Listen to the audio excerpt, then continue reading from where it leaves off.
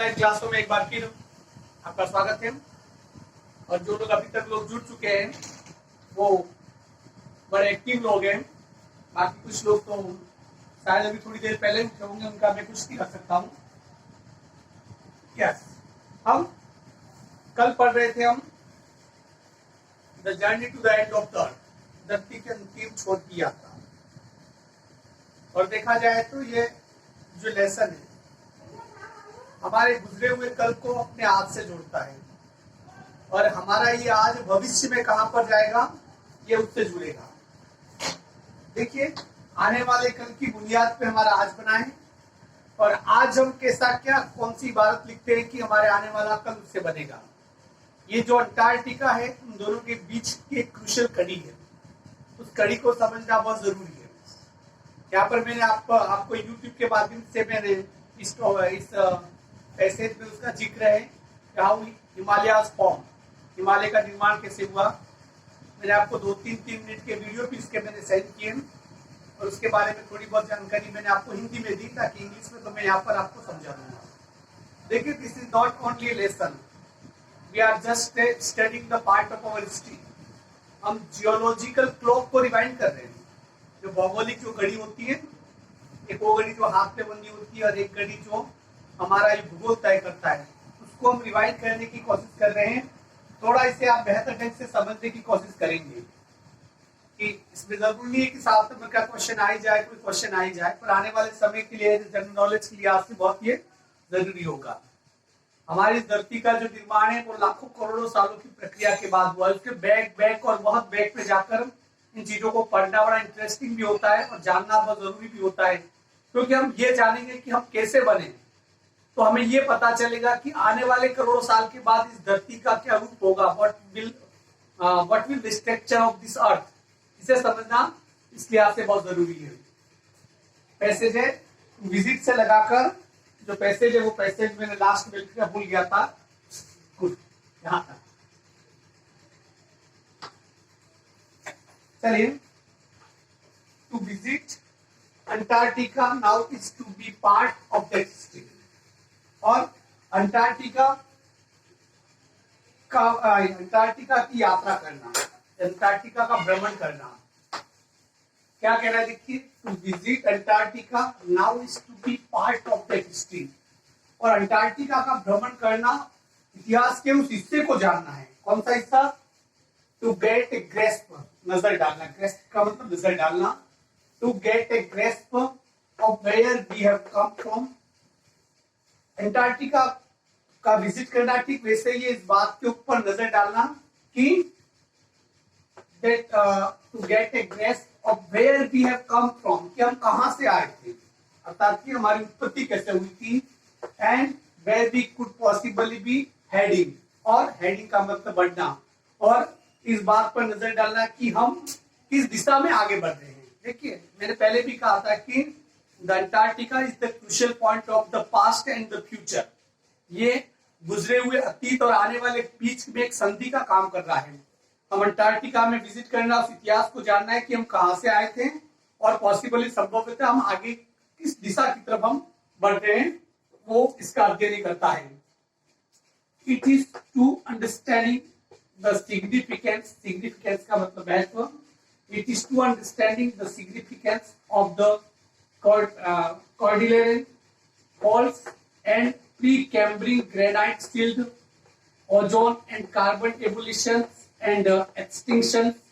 देखिए, क्या समझिए, बहुत सारे इसमें टेक्निकल शब्द आए, इसे थोड़ा समझ लीजिए। ये जियोलॉजिकल लैंग्वेज है, जियोग्राफी की लैंग्वेज है।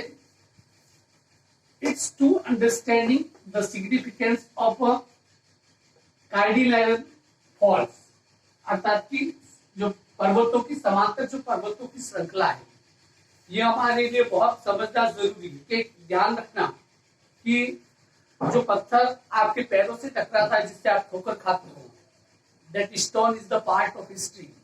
आपको खुद को नहीं पता कि जिस पत्थर से आपका पैर टकरा है, वो पत्थर आपसे भी पहले करोड़ों साल पहले इस धरती पे बन गया था।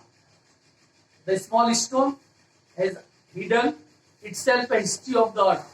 छोटा सा पत्थर अपने अंदर करोड़ों साल का इतिहास समाये हुए हैं। शायद इसे समझना है, क्योंकि हम लोग क्या है कि हमारे आंखें हैं बंद, हम खुली आंखों से हमें दिखता नहीं। हमारे आसपास चारों तरफ की हिस्ट्री है, पार्ट ऑफ द हिस्ट्री। तो इसे समझना जरूरी है कि उन समांतर पर्वत श्रृंखलाओं जो कि बनी हुई है। अब हमारे देखिए, हमारे चारों तरफ देखिए, जहां नजर डाले हम अरावली पर्वत श्रृंखलाओं से घिरे हुए हैं। एंड अरावली पर्वत श्रृंखला दुनिया में सबसे पहले बनने वाली श्रृंखलाओं में से एक है, सबसे पुरानी श्रृंखला है। यदि हिमालय, हमारी जो अरावली पर्वत श्रृंखला का यदि हम जिक्र करें और इसकी तुलना यदि हिमालय से करें, तो हिमालय तो भी बच्चा है, और जो अरावली पर्वत श्रृंखला है वो दादी है। वो इतनी पुरानी है हिमालय की तुलना में। Faults and the Precambrian. Precambrian का मतलब होता है प्रागैतिहासिक। प्रागैतिहासिक मतलब लाखों करोड़ों साल पहले। When the history is not to be written, इतिहास तक नहीं लिखा गया था। प्रागैतिहासिक, प्री बहुत पहले, पाषाण युग एक प्रकार से कह सकते हैं। प्री कैम्ब्रिक ग्रेनाइट सिल्ड, और धरती के ऊपर जो ग्रेनाइट, एक अलग प्रकार का पत्थर आता है, वो जो ग्रेनाइट सिल्ड है उसका जो सुरक्षा कवच है, ग्रेनाइट की जो परतें हैं, उसको समझना। ओजोन एंड कार्बन कि किस प्रकार से इस धरती पर ओजोन गैस आई, कार्बन डाइऑक्साइड गैस आई, किस प्रकार से इनका विलुप्तीकरण हुआ, धीरे धीरे कम होती गई। Ozone and carbon evolution, evolution का मतलब कैसे इनका विकास हुआ। एंड एक्सटिंक्शन, और किस प्रकार से धीरे धीरे समाप्ति की तरफ अग्रसर हुए। ये सब चीजों का अध्ययन यदि करना है तो हम आज जहां पर हमें वहां नहीं कर सकते हैं, क्योंकि हमने पिछले 5000 साल से धरती का रूप, जहां पर इंसान का अस्तित्व रहा, उसने धरती के रूप को बदल दिया। हम सीधी बात है कि हम इस चीज का अध्ययन कर ही नहीं सकते, क्योंकि चीजें बदल गई। हम यदि पृथ्वी का अध्ययन करना चाहते हैं, नो अबाउट द अर्थ, यदि हम धरती के बारे में जानना चाहते हैं, तो हमें उस जगह पर जाना पड़ेगा जहां पर इंसानी अस्तित्व कभी रहा नहीं, अर्थात कि करोड़ों साल पहले जो जगह जैसी थी वैसी आज हो, तो हमें पता चल जाएगा कि what were earth in past, कि धरती पास्ट में क्या थी। When you think about all that can happen in a million years, जब आप ये सोचते हो, when you think, जब ये तुम सोचते हो, about all that can happen in million years, कि ये जो सब हुआ वो मिलियन ईयर्स, लाखों साल में जाके हुआ। It can get pretty mind boggling. Pretty का मतलब बहुत अधिक, माइंड बॉगलिंग सिर चकरा देने वाली। यदि सब सोचो लाखों साल में ये हुआ, तो एक प्रकार से आपका दिमाग चकरा जाएगा। लेकिन जब आपसे सवाल पूछा जाए कि पहले मुर्गी आई या अंडा आया, और आप कहोगे कि अंडा पहले आया, तो आपका जवाब होगा कि फिर मुर्गी अंडा पहले आया, तो अंडे देने वाली मुर्गी पे कहाँ गई थी। यदि आप कहोगे कि मुर्गी पहले आई, तो आप कहोगे कि अंडा नहीं होगा तो मुर्गी कैसे आई होगी। दिमाग को चकराने वाले सवाल है। यदि हम अस्तित्व, जहां से हमने प्रारंभ किया था, उस चीज के बारे में यदि हम सोचे समझे, तो ये लाखों लाखों साल पहले की प्रक्रिया है। हमारा दिमाग चकरा जाएगा। हमारे दिमाग में एक ही चीज आएगी कि व्हाट विल द नेक्स्ट, आगे क्या होगा। तो ये लाखों साल में it can get pretty mind boggling imagine, एक दिमाग चकरा देने वाली आपके सामने इमेजिन आएगी। इंडिया पुशिंग, अब देखिए क्या हो रहा है लाखों साल में, ये सब आप सोचोगे। मैंने इसके कुछ वीडियो भी देखे जिसका मैं जिक्र करूंगा। India pushing northwards, jamming against Asia to buckle its crust and form the Himalayas. इस समझे, पहले इस लाइन को समझ लीजिए। इंडिया पुशिंग नॉर्थवर्ड, जो भारत है वो नॉर्थ में अपने आप को धक्का दे रहा है ऊपर की तरफ। जैमिंग अगेंस्ट एशिया, और आगे जो एशिया है, एशिया महाद्वीप है, उसने उसको, भारत जो अपने आप को आगे धक्का दे रहा है, उस एशिया ने उसे रोक रखा है, जाम कर रखा है। टू बकल, और हम इधर से कुछ धक्का दे, इधर से बीच में अवरोध है। जैसे इधर से मिट्टी का ढेर है, धक्का देते जाए, सामने दीवार हो, तो मिट्टी का ढेर क्या हो जाएगा, ऊपर उठ जाएगा, मुड़ उठ जाएगा। तो टू बकल इट्स क्रस्ट, और उसकी ऊपरी सतह पर उभार पैदा हुए। And form the Himalaya, Himalaya जैसा इतना विशाल पर्वत इससे पैदा हुआ। थोड़ा इसे समझ लीजिए। आपने यदि वीडियो देखा होगा कि जो भारत है, जो पूरा विश्व है, वो 5 प्लेटों से बना हुआ है। उसके बारे में जानना है, यूट्यूब पे बहुत डिटेल में जाओगे, मैं यदि उसको पूरा बताने जाऊंगा तो कई दिन लग जाएंगे। 5 प्लेटें हमारी पूरी जो दुनिया बनी है, जो ग्लोब दिख रहा है, 5 प्लेटें हैं। हमारी जो भारत की जो प्लेटें से इंडो ऑस्ट्रियन प्लेट कहते हैं, ये करोड़ों साल से ये ऊपर की तरफ खिसक रही है। इस चीज को देखना। और ये और जो भारत है और जहां जो एशिया दिखाई दे रहा चीन है, उसके बीच में एक बहुत विशाल महासागर हुआ करता था। और ये धीरे धीरे ये जो भारत है ऊपर की तरफ जा रहा है और उसकी दर है 1 साल में 15 सेंटीमीटर, मतलब कि पूरा भारत इतना खिसक जाता है।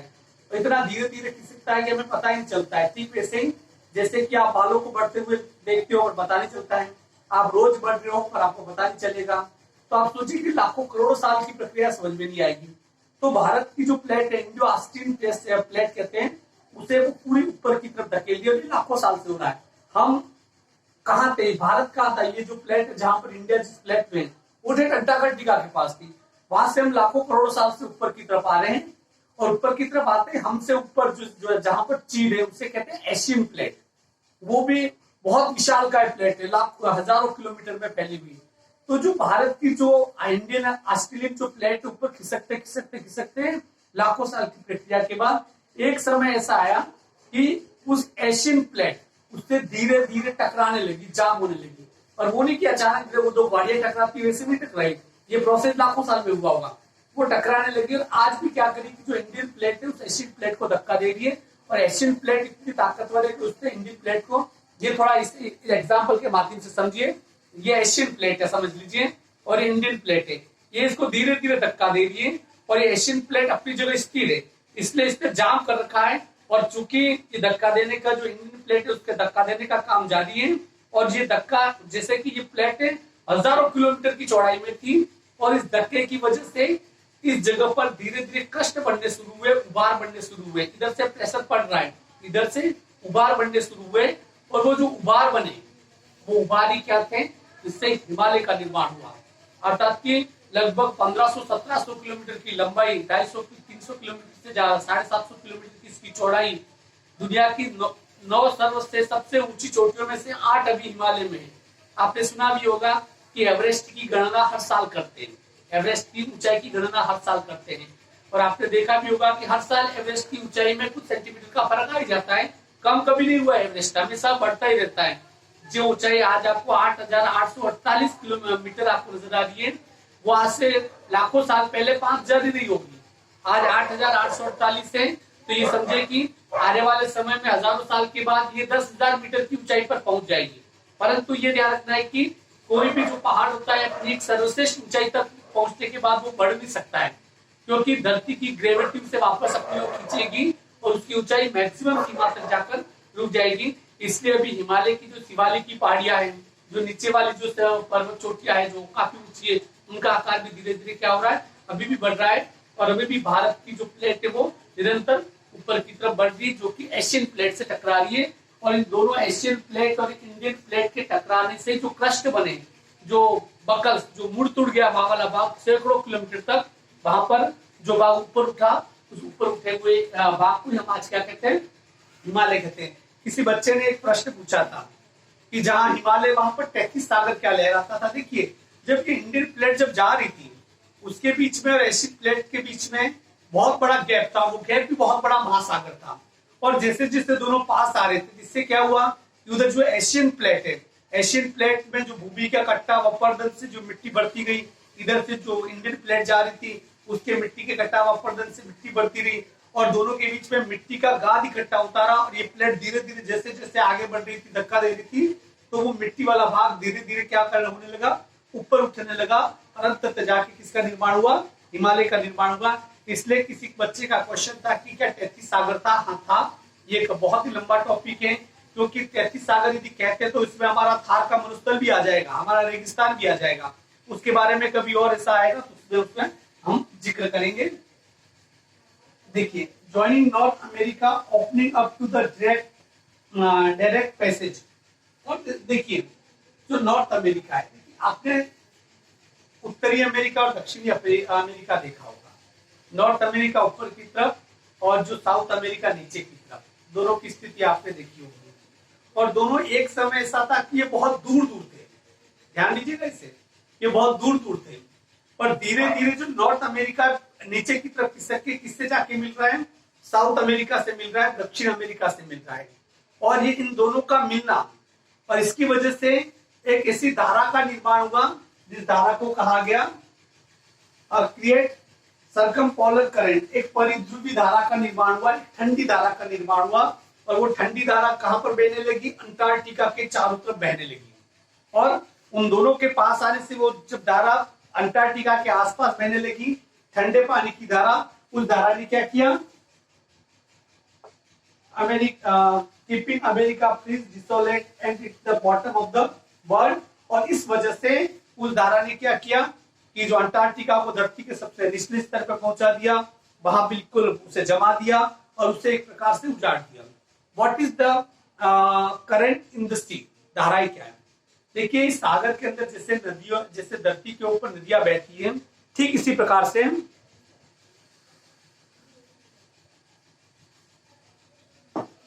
जिस प्रकार से धरती पे नदियां बहती, इसी प्रकार से सागरों के अंदर विशाल धाराएं बहती है। आपने गल्फ स्ट्रीम धारा का नाम सुना होगा। ये बहुत सारी धाराएं बहती है, और ये धाराएं बहती है तो ये धाराएं इस पूरे सागर को जमने से बचाती है। ये जो धारा है पूरी धरती के तापमान को तय करती है। जैसे कि अमेरिका के चारों तरफ गर्म पानी की धारा यदि बहना बंद हो जाए, जिस दिन बहना बंद हो जाए, ये बंद हो जाए, तो अमेरिका पूरा जम जाएगा। इसके बारे में एक पिक्चर जो आने वाले समय में ऐसा होगा, आज नहीं तो 50,000 साल के बाद ऐसा जरूर होगा कि अमेरिका के चारों तरफ बहती हुई जो धारा है, गर्म पानी की धारा है, एक समय ऐसा आएगा कि वो धारा रुक जाएगी और पूरा अमेरिका जम जाएगा। इसको यदि जानना हो तो एक पिक्चर है हॉलीवुड में, बहुत ही शानदार पिक्चर है, द डे आफ्टर टुमारो। इस फिल्म को जरूर सर्च मारना और देखना। उस फिल्म को देखोगे तो आपको अंटार्कटिका का पूरा सच नजर आ जाएगा कि अंटार्कटिका कैसे हमें प्रभावित करता है। उसको देखोगे तो ये पता चल जाएगा कि धरती पे आइस एज आएगा कभी, हिमयुग, और हिमयुग की दस्तक शुरू हो चुकी है। अभी आपने देखा होगा कि हमारे यहाँ दिसंबर में सर्दियां नहीं पड़ती है, सर्दियां जनवरी फरवरी में पड़ने लगी है। क्यों? क्योंकि उस आइस एज की स्टार्टिंग हमारे यहाँ हो चुकी है। तो ये आइस एज क्या होगा, यदि चाहो तो आप उस डे आफ्टर टुमारो फिल्म में भी उसे देख सकते हो। तो इसका मतलब ये कि अभी भी पूरी धरती शिफ्ट हो रही है। भारत ऊपर की तरफ खिसक रहा है, नॉर्थ अमेरिका साउथ अमेरिका की तरफ ड्रिफ्ट हो रहा है, दोनों बिल्कुल मिलने बिल्कुल नजदीक आ चुके हैं। जिससे एक धारा का निर्माण हुआ था, वो धारा अंटार्कटिका के चारों तरफ बही। उस धारा ने अंटार्कटिका को पूरी तरह से क्या कर दिया? जमा दिया था। अब आगे देखिए,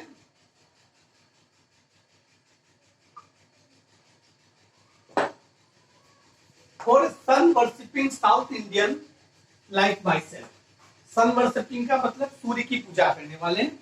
और sun worshipping South Indian like myself, जो लेखिका कह रही कि मेरी तरफ जो दक्षिण भारत में रहने वाले लोग जो सूर्य के उपासक होते हैं, सूर्य की आराधना करने वाले मेरी तरफ जो लोग हैं, who wakes in a place, वो वैसे लोग यदि ऐसे स्थान पे चले जाए, वो भी 2 सप्ताह के लिए, who wakes in a place where go percent 90% of the Earth's total ice volume का मतलब परिमाण, are stored का मतलब जमा हुआ, is a chilling prospect not just for the circulatory and the metabolic function but also for the imagination. It's a light walk. चलो यहाँ तक लंबा बाकी से समझिए।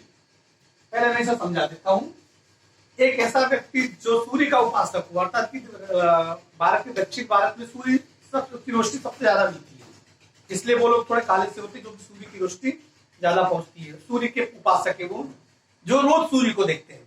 उनके लिए to fix in a place, एक ऐसी जगह पर 2 सप्ताह तक रुकना, where 90% of the Earth's total ice volume are stored, जहां पर इस धरती पर जितनी भी बर्फ है उस बर्फ का 90% अकेला अंटार्कटिका में जमा है। आप देखिए, दुनिया का सबसे ज्यादा शुद्ध पीने के पानी का स्रोत अंटार्कटिका है।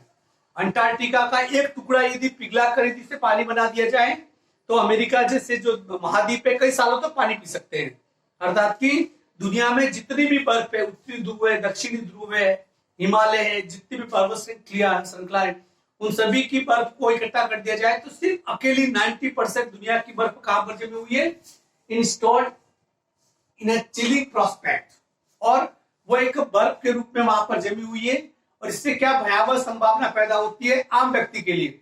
यदि हम जैसे व्यक्ति यदि वहां पर अंटार्कटिका में जाएंगे तो क्या होगा? Not just for a circulatory and metabolic function, हम जैसे लोग वहां जाएंगे तो शरीर का जो हमारा जो रक्त परिसंचरण है उसके ऊपर तो प्रभाव पड़ेगा। हमारी जो उपापचय अर्थात की मेटाबॉलिक का मतलब होता है खाने को खाते हैं और पचाते हैं, जिससे एनर्जी पैदा होती है। ये सभी क्रियाएं तो प्रभावित होगी, but also for the imagination, और यहां तक कि हमारी जो सोचने की क्षमता इमेजिनेशन वो भी प्रभावित हो जाती है। इसे थोड़ा समझिए कि हम लोग यहाँ पर टाइम जोन में रहने वाले लोग हैं। हमें समय का ज्ञान कैसे होता है? इधर से सूर्य उगेगा तो पता चलेगा सूर्योदय हुआ। घर के बाहर आंगन में लगे हुए पेड़ की छाया कम होती रहेगी तो हमें पता लगेगा दोपहर होने वाली है। बिल्कुल छाया जब दिखनी बंद हो जाएगी तो हमें लगेगा कि यार दोपहर हो गई। छाया जब ढलने लगेगी, वापस सूर्य जब दक्षिणायन होने लगेगा तो वापस छाया लंबी होने लगेगी, हमें पता चलेगा सूर्य डूबने वाला है। हम आसपास की चीजों से हमें समय का पता चलता है, but in Antarctica there is nothing and nothing. Antarctica में कुछ भी नहीं है। वहां सूर्य है कि 6 महीने तक चमकता ही रहेगा, वहां सूर्य है कि 6 महीने तक आपको रात ही नजर आएगी। अब वहां पर कोई वृक्ष नहीं जिससे पता चले परछाई कितनी बन रही है, क्या है, कैसे, आपको कुछ भी पता नहीं चलेगा। अब वहां पर कोई साइन बोर्ड नहीं, कोई होटल नहीं, आपको पता ही चलेगा। दूर दूर तक जहां तक नजर जाए आपको 1.5 किलोमीटर मोटी बर्फ की आपको सिर्फ परत ही नजर आएगी। अर्थात कि वहां पर जो आपकी जो इम्यूनाइजेशन पावर है शरीर के ऊपर तो अंटार्कटिका प्रोवाइड करेगा ही, पर आपकी इम्यूनाइजेशन पावर को बिल्कुल भी वो क्या करेगा, रोक देगा। It's like walking into A giant ping pong ball. Giant का मतलब विशाल। जो हम टेबल टेनिस खेलते हैं, छोटी सी बॉल होती है, बिल्कुल छोटी सी बॉल व्हाइट रंग की। हमें ऐसे लगता है जैसे अंटार्कटिका में जाते थे, ऐसे लगता है कि बहुत विशाल कोई टेबल टेनिस वाली जो सफेद रंग की बॉल होती है उसके ऊपर हम आ गए हो। And devoid of any human marks. Devoid का मतलब रहित, और एक ऐसी जगह जो किसी भी प्रकार से के मानव चिन्हों से मुक्त है। वहां पर इंसानी चिन्ह नाम की चीज ही नहीं है, वहां पर इंसान कभी रहा ही नहीं।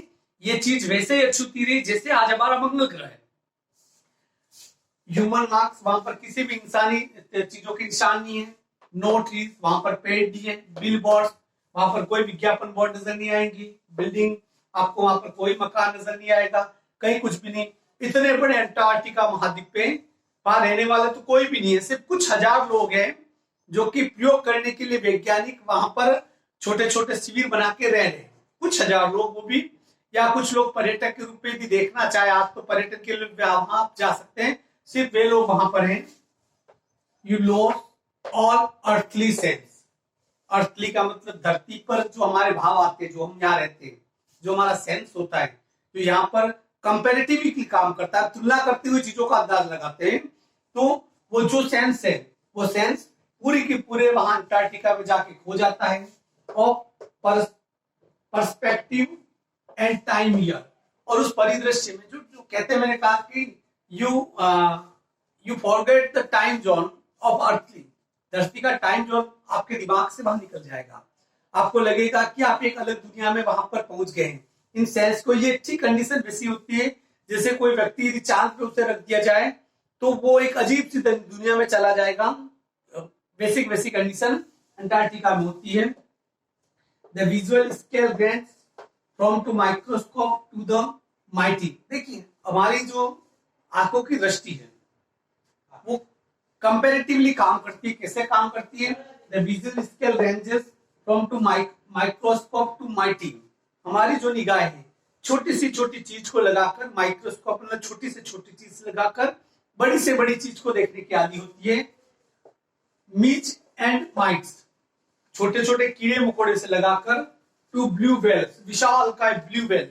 ब्लू वेल जो ध्रुवी सागरों में पाई जाती है स्वच्छ पानी में, और कहते हैं कि एक वेल का आकार या उसका वजन 30 हाथियों के बराबर होता है। दुनिया का सबसे बड़ा जानवर होता है ये, इतनी बड़ी वेल मछली होती है। अर्थात कि छोटे छोटे हमारी जो आंखें कीड़े मकोड़े से लगाकर टू ब्लू वेल, विशाल का ब्लू वेल तक को देखती है। एंड आइसबर्ग, और बहुत बड़े बड़े आइसबर्ग। आइसबर्ग का मतलब होता है कि बर्फ के पहाड़, जिसे कहते हैं हिमखंड कहते हैं, हिम glacier, as big as countries. और वहां पर आप यदि अंटार्कटिका में जाओ तो वहां इतने बड़े बर्फ के पहाड़ हैं जो हिम ग्लेशियर हैं कि उनमें से जो एक हिम ग्लेशियर है the largest recorded was the size of Belgium. जो अंटार्कटिका का जो सबसे बड़ा जो हिम शैल खंड जो देखा है उसका आकार बेल्जियम जैसे देश के बराबर है। मतलब वहां बर्फ के इतने बड़े टुकड़े, हम बर्फ की हमने इतनी बेली देखी होगी, पर जैसे भाई देखो आपको पता चलेगा कि बर्फ का इतना बड़ा टुकड़ा पूरे राजस्थान के आकार का, राजस्थान कितना बड़ा है आप इमेजिन कर सकते हैं, लगभग 800-900 किलोमीटर की उसकी लंबाई है। तो आप सोचो उतना बड़ा बर्फ का टुकड़ा, सबसे बड़ा बर्फ का टुकड़ा है वो इतना बड़ा है, बेल्जियम जैसे देश के आकार के नाम का सबसे बड़ा टुकड़ा वहां पर है देश। अब वहां पर देखिए, यदि वहां पर आप रहोगे, जैसे लेखिका 2 सप्ताह वहां पर रही, उसकी क्या स्थिति हुई, days go and on in surreal 24 hours astral summer light, और वहां दिन सिर्फ बीतते रहते और बीतते रहते हैं, और बहुत ही विचित्र प्रकार से 24 आवर अस्टियल समर लाइट, और दक्षिणी उस भूभाग में जाके 24 घंटे सूर्य का प्रकाश रहता है, क्योंकि वहां पर जो सूर्योदय और सूर्यास्त वाली कंडीशन होती नहीं है वहां पर। लेकिन सूर्योदय और सूर्यास्त कुछ कंडीशन पे डिपेंड करता है, सूर्य कभी अस्त नहीं होता है, सूर्य कभी उदय नहीं होता है। पर हम जिस शेप में रह रहे हैं, धरती के शेप में रह रहे हैं, वो एक भूगोल का ही टॉपिक है, भूगोल के अध्यापक से आप बहुत बेहतर ढंग से इसे और भी पढ़ सकते हैं। तो यहाँ पर 24 घंटे जो सूर्य की रोशनी रहती है, और कभी कभी ऐसा होता है कि फिर 24 घंटे तक अंधेरा ही रहता है। एंड यूबिक्विटियस साइलेंस, और सबसे बड़ी बात है कि यूबिक्विटिस का मतलब सर्वव्यापी, और वहां सबसे बड़ी बात है सर्वव्यापी खामोशी, सन्नाटा, कहीं कोई आवाज नहीं। आप सांसें लोगे तो आप सांस लेने की आवाज को सुन पाओगे, आपके नाक से जब गर्म हवा जो हवा वापस निकलेगी, रिलीज करोगे, उस हवा को बर्फ में बदलते हुए आप लोग देखोगे।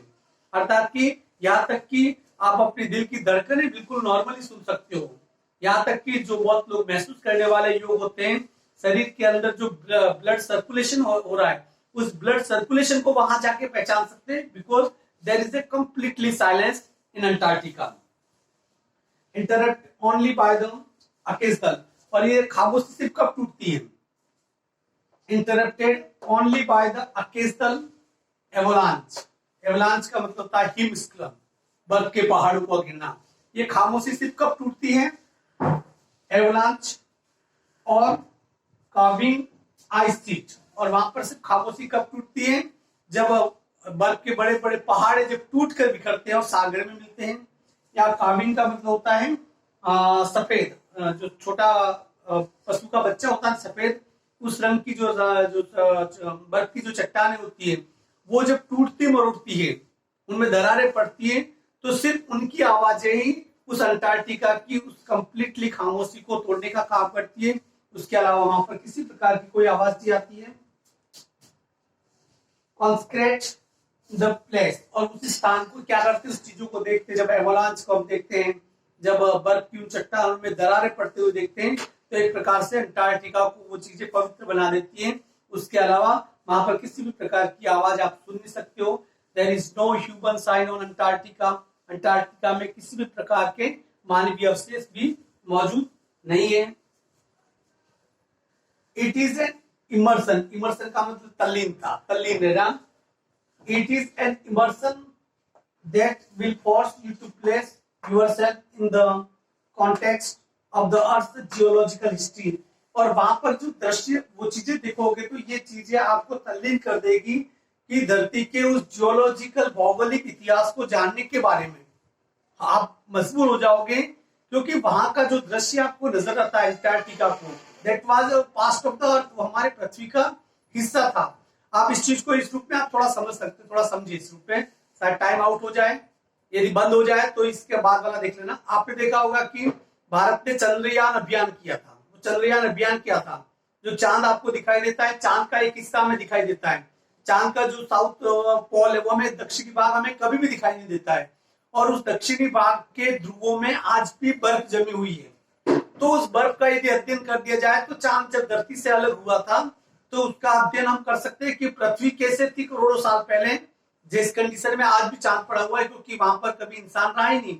तो वहां जाके आपको इन चीजों का भान होगा, geological history and for human the progress isn't good, और वहां जाके इन सब चीजों को आंखों से देखना कहीं बेहतर है कि इंसान के द्वारा पूर्वानुमान लगाना।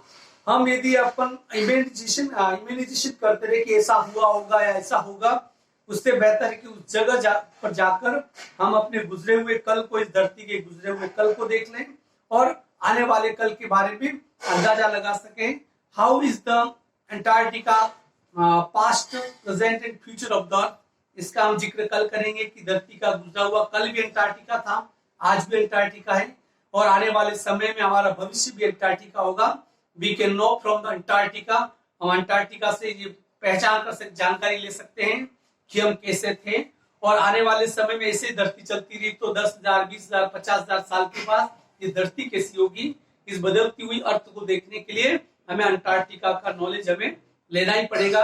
इसके बारे में हम कल पढ़ेंगे। इसमें important question, how the Himalayas form, Himalaya का निर्माण कैसे हुआ, या how you can lose their the sense in Antarctica, Antarctica में आप किस प्रकार से अपने सेंस को खो देते हैं, अपने धरती के भावों को वहां पर जाके खो देते हैं।